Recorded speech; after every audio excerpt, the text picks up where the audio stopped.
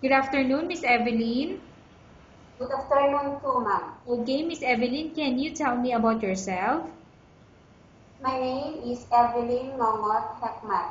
I am married. I have 4 children, 3 boys and 1 girl. The age of my first child is 9 years old, and the second is 7, and the third is 5, and the fourth is 2 years old. Okay, I have few questions for you to answer, so let's start. Why do you want to work as a maid?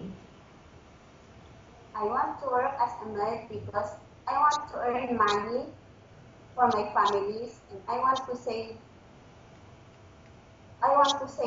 for the future of my kids. Why you choose Malaysia when there is a lot of other country? I choose Malaysia because Malaysia is a beautiful country, and the Philippines and Malaysia is the same weather. How are you qualified for this job? I'm hardworking now. May I know what is your education level is? I am high school graduate now. What is your recent working experience? Housemaid ma'am. Have you worked abroad before? No ma'am. Do you have experience of taking care of baby? Yes ma'am. And whose baby you are taking care of? Uh, since my birth, my own babies ma'am. What about elder people? Do you have experience taking care of an elder? No ma'am. But are you willing to take care? Yes ma'am. I'm willing to take care ma'am. Do you have any other special skills? Yes ma'am. Can you please tell me the special skills that you have? Washing, cooking, cleaning, and ironing. Are you willing to learn new skills?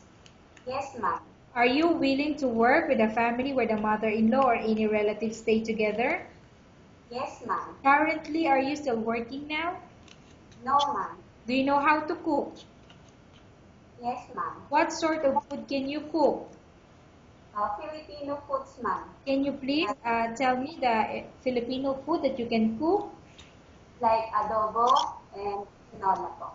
Are you aware that you will have to do washing, cleaning, ironing, and cooking? Yes, ma'am. From all the house chores or household work such as washing, cleaning, ironing, and cooking, which do you like most? Washing, ma'am. If ever you were selected to work in Malaysia, who will take care of your kids? My husband, ma'am. You are not allowed to use handphone during working hours. Yes, ma'am. You are only allowed to use handphone after you finish all the works and when going to bed. Yes, ma'am. You are strictly needed to surrender the handphone to your employer in the morning, and your employer will return back to you once you're going to bed. Yes, ma'am. If ever your employer finds out that you're abusing your handphone and it's affected your work performance, your employer will confiscate your handphone and you're not allowed to hold it anymore. Instead, your employer will allow you to call your family 3 times in a month. You're only allowed to bring normal phone and you're not allowed to bring smartphone. Are you agreed for the terms and conditions? Yes, ma'am. Are you agree to the rules and regulation for the handphone? Yes, ma'am. How many years is the contract as you agreed and understand? 2 years, ma'am. Can you describe for me your ethics or your attitude? Uh, Hardworking and disciplined. How can you assure to us that you will work hard in Malaysia? Be honest, be honest and hardworking. Can you promise not to use the telephone without the permission of your employer? Yes, Can you promise not to put on makeup but to dress properly while work? yes, ma'am. Can you promise not to invite friends and relatives without the consent of your employer? Yes, ma'am. Can you promise not to ask for advance salary from your employer under any circumstances? Yes, ma'am. Do you really understand of the rules and regulation of the agency? Yes, ma'am. Do you pay any placement fee for you to come to Malaysia to work as a maid? No, ma'am. Do you have any history of sickness, example breast cancer or any other illness? No, ma'am. Do you suffer from any skin diseases, allergy or physical defect? No, ma'am. Have you suffered from any serious illness? No, ma'am. Have you undergone any operation? Yes, ma'am. May I know what operation you underwent? CS, ma'am. Okay, so uh, when was the last time you underwent CS? 2000, ma'am. 2000. Yes, ma'am. Okay, so it's been 15 years already, right? Do you smoke? No, ma'am. Are you medically fit? Yes, ma'am. Are you in any medication? No, ma'am. Are you allergic with any food? No, ma'am. Are you prepared to work for the employer of any race? Yes, ma'am. Are you prepared to eat the type of food taken by your employer?